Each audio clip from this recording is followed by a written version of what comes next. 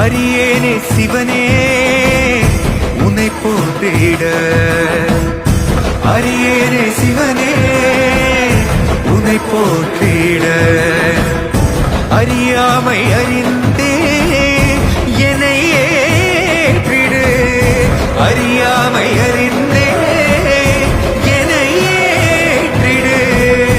உன்னுள்ளே என்றும் வாழ்பவனை, மாயத்தின் வாயில் வீழ்பவனை நீயே காப்பாற்று.